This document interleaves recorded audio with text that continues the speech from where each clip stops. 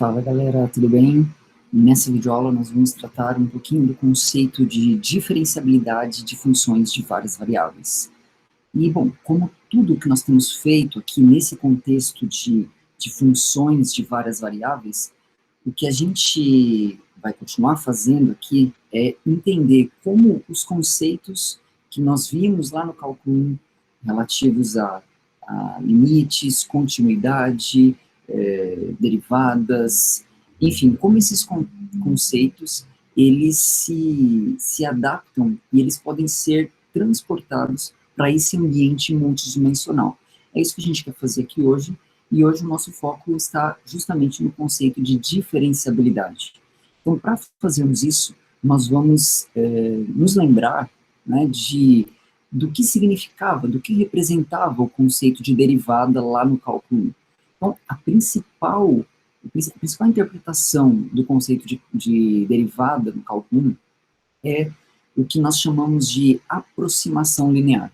Né? Mais precisamente, se nós temos uma função lá de R em R, né, função do cálculo 1, que tem derivada num ponto, o fato dela ter derivada naquele ponto significa que numa vizinhança daquele ponto, ela pode ser aproximada por uma linha reta. E essa linha reta é precisamente o gráfico da reta que nós chamamos de reta tangente. Então, mais precisamente, né, se tem uma função f de x definida num intervalo aberto na reta, se C é um ponto dentro desse intervalo, então a reta tangente ao gráfico dessa função f de x no ponto C, f de C, ela é dada por essa expressão. É uma função afim, como a gente pode perceber, né, uma função do tipo ax mais b, né, o mx mais m, é uma função afim, né, dada por y igual a f de c, uma constante, notem que isso é uma constante, c está fixado, mas f' de c vezes x menos c. X é a variável dessa função afim. E essa é a expressão que descreve a reta tangente ao gráfico da função f no ponto cf de c. Agora, o fato de essa reta ser a reta tangente, né, a esse gráfico nesse ponto, nos diz o seguinte: para valores de x próximos de c, os valores assumidos pela função e pela reta tangente são muito, muito próximos um do outro. Claro, desde que os valores de x estejam próximos de c. Né? Mas se isso acontece, então a gente percebe que a reta tangente ela pode ser utilizada como uma aproximação linear para o gráfico da função f de x. E é essa a principal interpretação da derivada. Aliás, é assim, é a partir dessa ideia de aproximação por tangentes que nasce o conceito de derivada. Ele nasce a partir desse princípio. E eu coloquei aqui um videozinho aqui para a gente dar uma olhada, né? Aqui eu tenho o gráfico de uma função f de x, desenhado aqui representado por essa curvinha em azul, e eu tenho o gráfico da reta tangente naquele ponto A ali, que é um ponto CF de C. Né? E o que a gente percebe? Aí eu coloquei um pontinho passeando ali sobre o gráfico da função f de x, e à medida que esse ponto passeia, quanto mais próximo esse ponto chega do ponto A, mais próximo a reta e o gráfico da função estão. Né? Vou colocar aqui mais uma vez, para a gente poder ver isso. Então, o que a gente percebe é isso. Quanto mais próximo esse ponto está do ponto A, mais parecidas são a curva em azul e a reta em vermelho. Né? É nesse sentido que nós dizemos que a reta tangente é a melhor aproximação linear para essa função numa vizinhança do ponto A. Né? Se eu olhar longe do ponto A, eu vou ver que a reta a reta vermelha e a curva em azul não tem absolutamente nada a ver uma coisa com a outra. Mas próximos desse ponto, próximos do ponto de tangência, aí sim, elas assumem valores muito, muito parecidos. Então, nesse sentido aqui, a derivada ou o conceito de diferenciabilidade lá no cálculo 1, ele tem a ver com essa coisa de aproximar, de aproximação linear, aproximar por retas. Ok, então vamos vamos ver, né, como podemos medir essa aproximação. Beleza, a gente conseguiu ver isso ali geometricamente, que de fato a reta tangente aproxima o gráfico da função numa vizinhança daquele ponto ali, né, de tangência. Mas como que a gente mede essa aproximação? A gente consegue medir isso em termos de um limite. Primeiro, a gente começa anotando o seguinte, vamos chamar de e de x o erro, né, cometido quando eu aproximo f de x pela reta tangente, ou seja, o e de x é precisamente a diferença entre f de x menos a reta tangente, menos a equação da reta tangente, é o que aparece ali naquela expressão, né? Menos f de c, menos f de c, vezes x menos c, isso aí é a reta tangente, né? Então, a diferença entre a função e a reta tangente é o que eu já estou chamando de erro, seria o erro cometido pela aproximação da função pela reta, esse erro eu estou chamando de e de x, e uma coisa que nós podemos observar é que, se eu faço o x tender a c, esse erro tende a zero. Né? O limite de e de x, quando x tende a c, basta naquela expressão ali, eu troco x por c nessa expressão, vejo que não há indeterminação nenhuma, e de fato, quando eu troco x por c nessa expressão, eu vou obter f de c menos f de c, menos f' de c vezes c menos c, isso tudo vai dar zero. Então, faz sentido dizer que esse erro é pequeno quando x está perto de c, porque esse limite está dando zero. Acontece que se a gente trocar ali no coeficiente angular dessa reta tangente, que é a derivada, né, no ponto C, se nós trocarmos esse coeficiente angular por qualquer outro coeficiente angular m, esse limite continua sendo igual a zero. Então, olha, isso não é um bom parâmetro para dizer que essa é a melhor aproximação linear, porque qualquer outra reta que passe pelo ponto CF de C, ela também vai cumprir essa característica de esse limite aí ser igual a zero. Então a gente precisa refinar essa condição para garantir, olha, a reta tangente não satisfaz só essa condição aí, ela satisfaz algo mais. E o algo mais que ela satisfaz é o seguinte, se nós calcularmos agora o limite de e de x dividido por x menos c, e mandarmos x para tender a c, né, num processo de limite, nós vemos que, bom, agora no denominador dessa expressão, a gente vê que aquele denominador está indo para zero, né? Se x tende a c, x menos c tende a zero. E o numerador também vai para zero.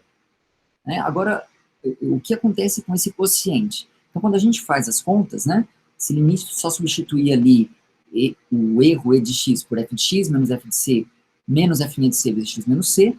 Né? Separei o denominador ali, né? De modo a ficar f de x menos f de c sobre x menos c, menos, e aí vai ficar f' de c vezes x menos c sobre x menos c, esse x menos c cancela em cima e embaixo, só fica f' de c. E agora a gente encontra uma expressão interessante, né? A gente tem limite de f de x menos f de c sobre x menos c, quando x tende a c, esse limite é precisamente a derivada f' de c. E, então, se eu faço a diferença desse cara por f' de c, que é o que apareceu ali, essa diferença dá zero. Então, olha só, esse erro, quando eu coloco a reta tangente, não apenas o erro e de x vai para zero, mas ele vai para zero mesmo se eu dividir por x menos c. Né? A gente diz assim, ó, o erro e de x ele vai para zero mais rápido do que x menos c. Né? X menos c vai para zero. Mas como esse quociente está indo para zero, é porque o numerador está indo para zero mais rápido do que o denominador. Então, é uma condição mais forte, né? É algo mais que é satisfeito, e isso só é satisfeito pela reta tangente. É aqui que mora o diferencial. É por isso que a reta tangente é a melhor aproximação. Porque quando eu faço essa divisão aí quando eu faço essa divisão do erro nessa aproximação por x menos c, e calculo o limite para x menos c, esse limite dá zero. Ok. A questão agora é, como que a gente pode transpor esse conceito de aproximação, de melhor aproximação linear, para um ambiente multidimensional? E claro, que multidimensional a gente vai fazer bidimensional. Depois a extensão para 3 dimensões, 4 e até mais, se quisermos, ela é feita de maneira inteiramente análoga. Então a gente vai fazer aqui, entender como que esse conceito se adapta lá no plano, ok? Primeiro a gente começa notando que o erro do slide anterior, né, esse erro aqui, né, esse limite que aparece aqui nesse cálculo, limite de x sobre x menos c igual a zero, esse limite ele continuará sendo zero se eu colocar um módulo na expressão x menos c. E por quê? Porque o módulo na expressão x menos c, a única coisa que vai fazer é eventualmente trocar o sinal dessa expressão. Só que se o limite dá zero, se eu troco o sinal da expressão, ele vai continuar dando zero. Ele não vai deixar de dar zero. Então, de fato, aquele limite, ele implica o seguinte: o limite para x tendendo a c do erro e de x dividido por módulo de x menos c, esse cara é zero. Esse limite é igual a zero. E por quê? Né? Por que a gente faz isso? Bom, primeiro, porque essa expressão, ela está dizendo o seguinte: esse limite ser zero diz o seguinte: o erro cometido na aproximação de f de x pela reta tangente vai para zero mais rapidamente do que a distância de x até c. Né? A distância de x até c é algo que está ficando muito pequeno, né? Porque x está tendendo a c nesse processo de limite. Portanto, essa distância vai ficando cada vez menor, pois o erro vai para zero, o erro nessa aproximação ele vai para zero mais rápido do que essa distância. Né? E falar em termos dessa noção de distância é algo que nos ajuda muito para entrarmos no ambiente bidimensional, como a gente vai ver daqui a pouquinho. Então, primeiro é entendermos, né, o que significaria aproximar por algo, uma aproximação linear lá no plano. Né? Então a gente nota que essas aproximações lineares na reta, elas são dadas pelo que nós chamamos de funções afim. Né? São as funções y igual a ax mais b, né? Y igual a mx mais n. Então, o que serão aproximações lineares? O que a gente vai se referir por aproximações lineares lá no plano?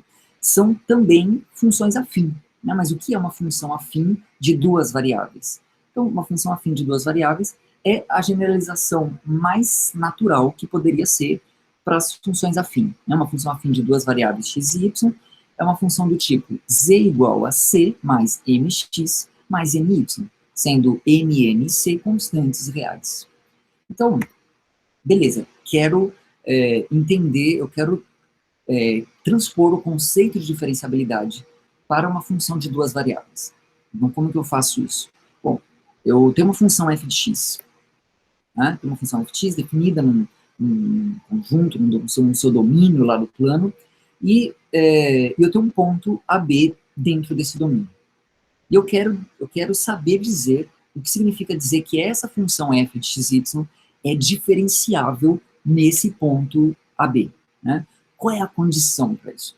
Então, nós vamos justamente captar essa noção de possuir uma aproximação linear, uma aproximação linear boa, para traduzir o conceito de diferenciabilidade. Então, literalmente, nós vamos dizer que uma função é diferenciável num ponto AB se existir, numa vizinhança desse ponto, uma melhor aproximação linear para essa função, né? Uma vizinhança aí desse ponto. Então, aí precisamos dizer, né, o que nós entendemos por essa melhor aproximação linear. Então, mais precisamente, né, a gente vai dizer que f é diferenciável no ponto AB se existir uma função afim dessa forma aí, então z igual a uma constante c mais uma constante m vezes x menos a, mais uma constante n vezes y menos b, né, que aproxima a função f de xy no seguinte sentido. Então, se eu considerar o erro cometido na aproximação da função f de xy pela função afim, né, ou seja, tomei a diferença ali das duas, né? Então, isso é o que eu estou chamando de erro, o meu e de xy nesse caso. Então, esse erro ele vai para zero. Mas não apenas isso, não apenas esse erro vai para zero, mas ele vai para zero mais rapidamente do que a distância de xy a AB. E isso quando eu calcular o limite para xy tendendo a AB. Então, nota que quando xy tende a AB, a distância de xy até AB, ela fica muito, muito pequena. Né? Lembra que a norma, né, o que tem ali, aquelas duas barrinhas, seria a norma, o módulo do vetor, né? Então, o módulo, norma do vetor xy menos AB, isso aí calcula justamente a distância entre esses dois pontos, entre o ponto xy e o ponto AB. Portanto, essa distância, ela fica pequena, porque o xy está tendendo para AB. Ele está cada vez mais próximo de AB. Então, essa distância está ficando cada vez menor. Esse limite ser zero significa que o erro e de xy vai para zero mais rápido do que a distância de xy até AB. Né? Beleza, aqui fica claro para a gente por que lá, no caso da reta, eu falei para vocês assim, olha, aqui eu posso colocar um módulo. Lá meio que nada muda, né? Mas é que aqui faz toda a diferença. Porque aqui, se eu não colocar aquelas duas barrinhas, se fosse embaixo assim, dividido por xy menos ab, eu estaria dividindo uma função por um vetor. Eu não faço a menor ideia do que signifique. Na verdade, não existe um sentido matemático definido para divisão por vetor, né?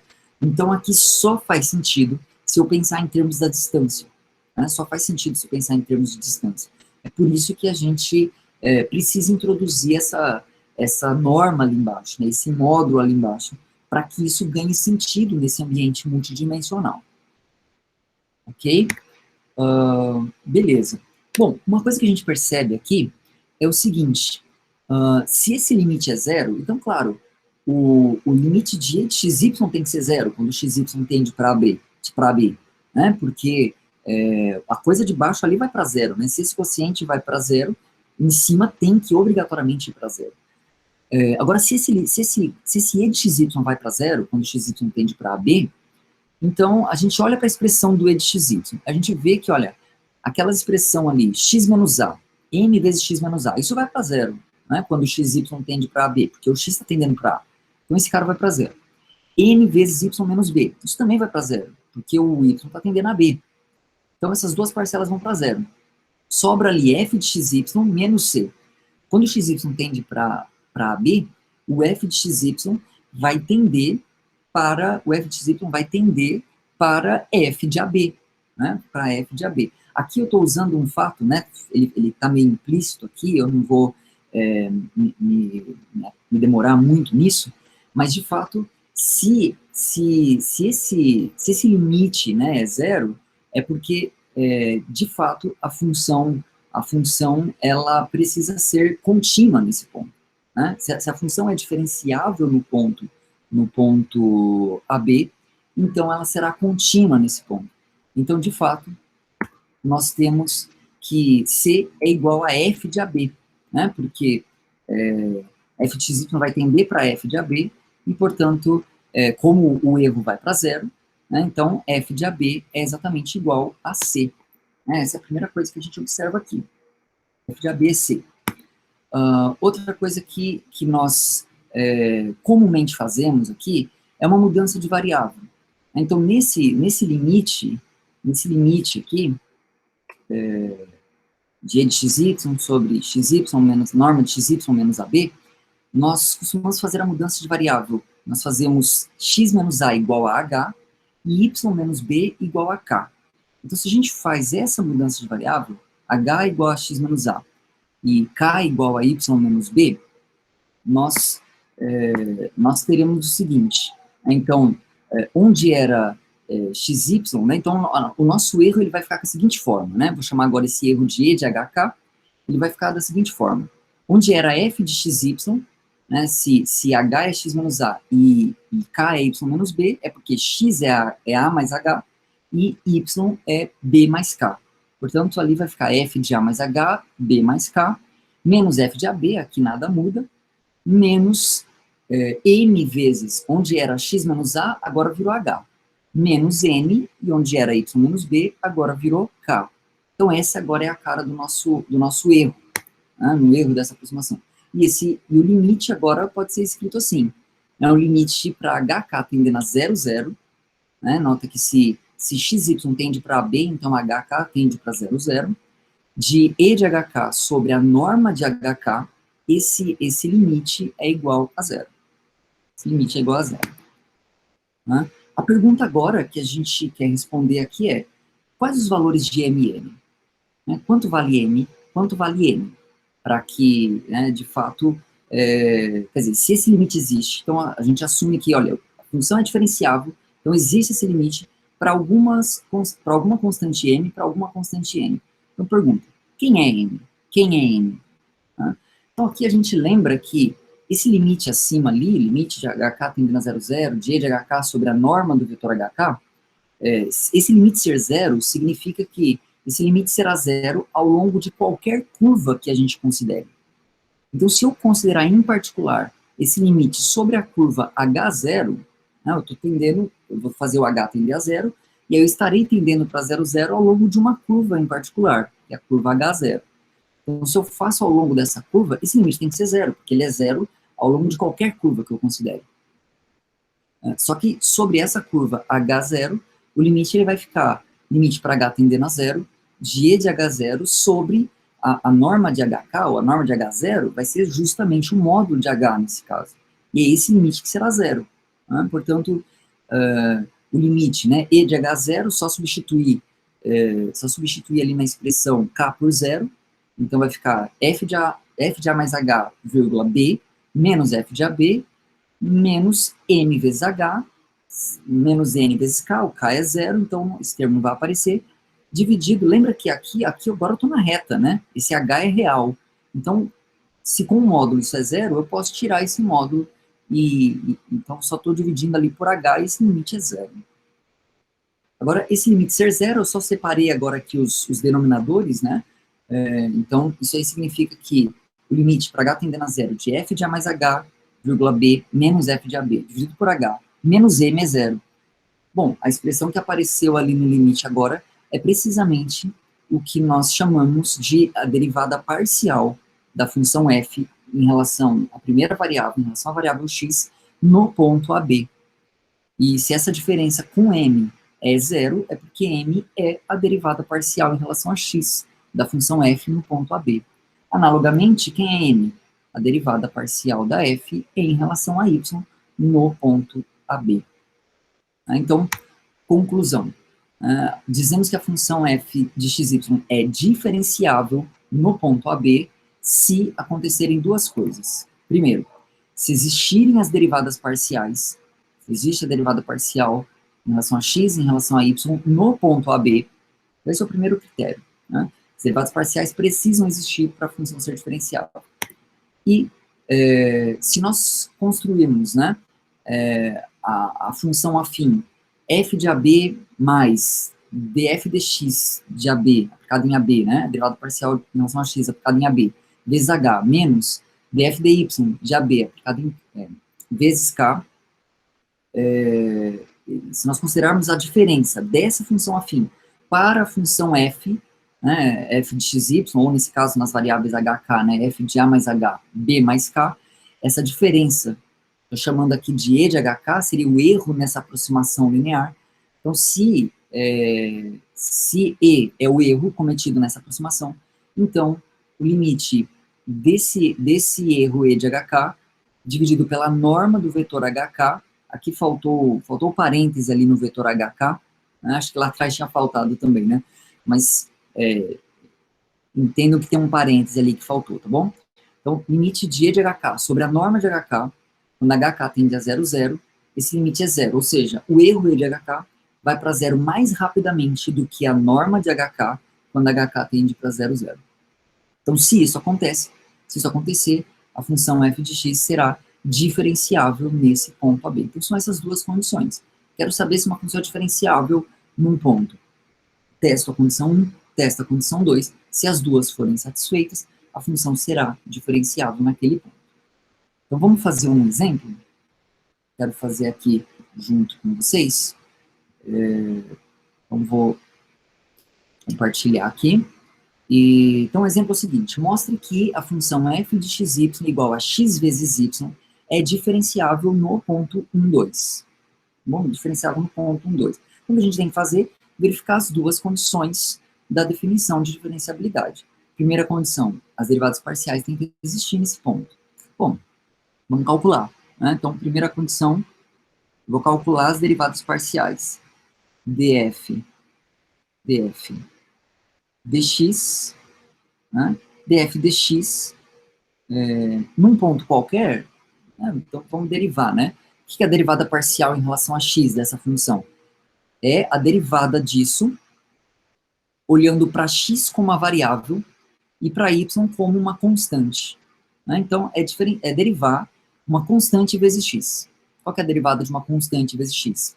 É a constante. Então, a derivada df dx é igual a y.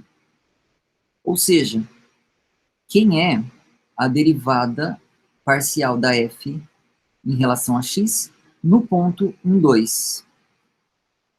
A conclusão foi de que é a segunda variável, ou seja, nesse caso, 2. E vamos calcular também a derivada parcial da f em relação a y. Agora, é y que é a variável, e x está congelado, x é constante agora. Então, derivada de uma constante vezes y é a constante, que no caso é x. E, portanto, a derivada parcial da f em relação a y no ponto 1, 2 é igual a 1. Bom, então a primeira condição, posso dizer que está ok. E a primeira condição é, as derivadas parciais devem existir naquele ponto. A derivada parcial não existe, então já para aí, a função não é diferenciável. Então ela existe. Vamos para a condição 2. Condição 2 é a seguinte. Então, primeiro vamos expressar, né, o erro E de HK. E de HK. Então, lembrando que esse erro, ele é expresso assim, ó. F de A mais H, né? O A eu já vou colocar aqui que é 1. Então, F de 1 mais H, 2 mais K, nosso B aqui é 2, menos F de 1, 2, menos a derivada parcial da F em relação a X, no ponto 1, 2, que é 2, duas vezes X, desculpa, duas vezes X não, duas vezes H, né? Duas vezes H, não é isso, que é duas vezes H, menos a derivada parcial em relação a Y no ponto 1, 2, que é 1, vezes K. Então, menos 1 vezes K, que é K. Portanto, essa é a expressão para o erro E de HK. Então, agora a gente calcula o limite. Então, agora eu quero calcular o limite para HK tendendo a 0, 0, do erro E de HK dividido pela norma do vetor HK. A norma do vetor HK. Qual que é o nosso objetivo mesmo? Nosso objetivo aqui é ver que esse limite é igual a 0. Se esse limite for igual a 0, a gente terá cumprido as duas condições que garantem que a função f de xy é diferenciável no ponto dado, nesse caso aqui, o ponto 1, 2. Ok? Então, primeira coisa, vamos substituir. Então, isso vai ser limite para HK tendendo a 0, 0, E de HK, né? É a expressão que a gente tem ali. Aqui eu já vou escrever, né? F de 1 mais H, 2 mais K, F de XY é o produto, né? De X por Y. Então, aqui é o produto de 1 mais H por 2 mais K. Então, isso vai ser 1 mais H vezes 2 mais K menos F de 1, 2, que é 1 vezes 2, que é 2, os 2, menos 2H menos K. Tudo isso dividido pela norma do vetor HK, né? Ou a distância do ponto HK até a origem, a mesma coisa, né? E essa distância desse ponto até a origem é, aqui, teorema de Pitágoras, né? Ela é a raiz quadrada de H ao quadrado mais K ao quadrado. Ok? Certo? Então, vamos lá. Isso vai ser igual... Vamos continuar a nossa conta aqui. Ao limite para HK tendendo para 0, 0. Lá em cima vai ficar... então, agora eu vou distribuir ali, né? Então, aqui a gente precisa fazer uma distributiva aqui, né? Aqui e aqui embaixo também. Então, distribuindo ali embaixo, vai ficar 2 mais K mais 2H mais HK. E aí o que já estava ali, menos 2, menos 2H, menos K, tudo isso dividido pela raiz quadrada de h ao quadrado mais k ao quadrado. H ao quadrado mais k ao quadrado. Ok? E aí agora a gente tem uma porção de cancelamentos nessa expressão, né? 2 cancela com menos 2, o k cancela com menos k, e o 2h cancela com menos 2h. Maravilha, cancelamos tudo isso e o que sobra é o limite